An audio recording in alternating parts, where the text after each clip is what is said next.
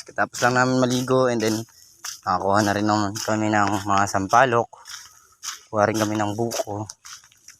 So, pabalik na kami dun sa aming inay.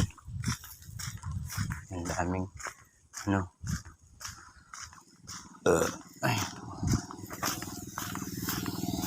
daming dumaraan.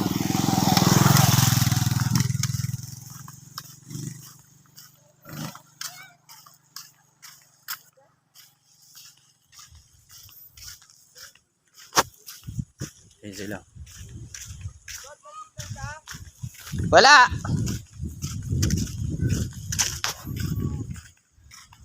Signal daw. Eh, nasa bundok ako. Sira ulo pala to eh.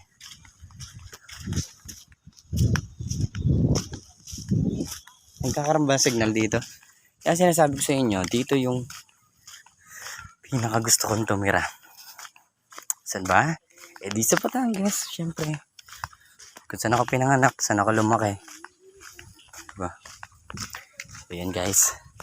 May update ako ulit sa bahay. Dito na sila. Update ulit pag nakauwi na. Bye bye.